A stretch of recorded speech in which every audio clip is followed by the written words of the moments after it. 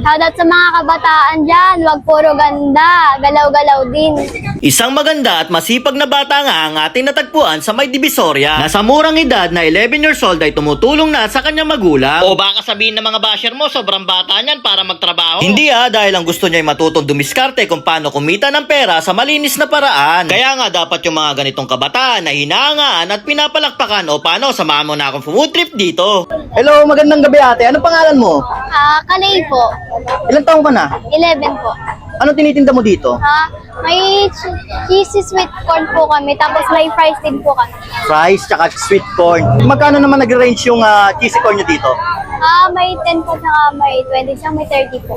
Ate, doon naman sa price nyo ate, magkano nag-range yung price nyo? Meron po kami 20 to 50 pesos. 20 to 50 pesos lang. Saan located tong store mo? Sa Divisoria po. 1 Luna po. Juan Luna, Divisoria. Bale, dito siya sa Tondo side, no? Opo. Ano namang oras nag-open tong store mo? Ano po? 4 po nag-aayos na po. 4. Opo. Hanggang anong oras? 3 po. 3 ng umaga. Ate, 11 years old ka pa lang, no? Nag-aaral ka. Opo. Yun, pero tumutulong ka sa mama mo para magtinda dito.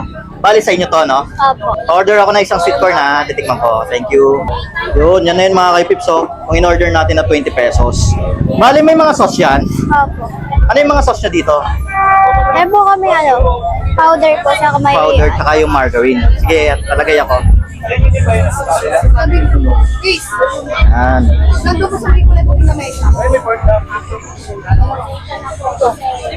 20 pesos lang yan, no? Opo. Sipag mo naman bata ka. Honor student ka ba? Achiever. Achiever. Oh, galing ha.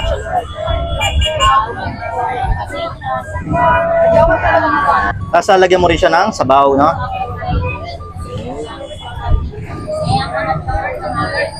Ito na po yung order nyo. Yun, mga kayupips, ito yung order natin.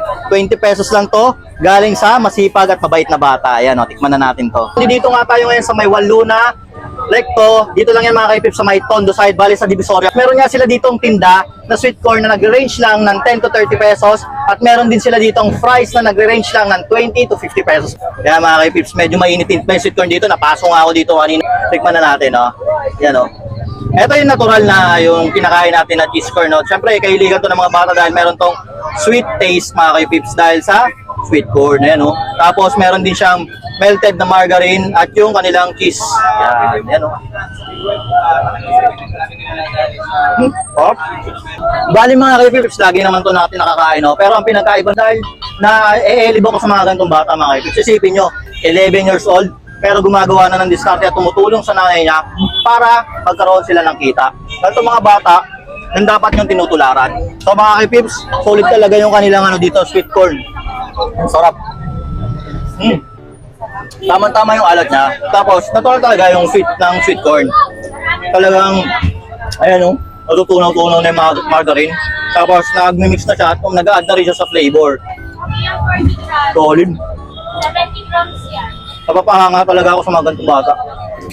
Kung ako magkakaroon ng anak tapos babae, tapos ganito ka diskarte, nako, aalagaan ko talaga yan habang buhay. At syempre, hindi ako papayag na masaktan lang yan ng kahit sino dahil yung mga ganito, pressure to. O paano mga kayupips? Pag naghahanap kayo ng ganitong food trip, ito lang yung mga kayupips sa kabaan ng Divisoria dito sa may Recto, tapos Juan Luna Street. Katabi lang to ng Jose Lección. So ano pang hinihintay nyo? Kung ganito yung cravings nyo, punta na kayo dito at bumili na kayo.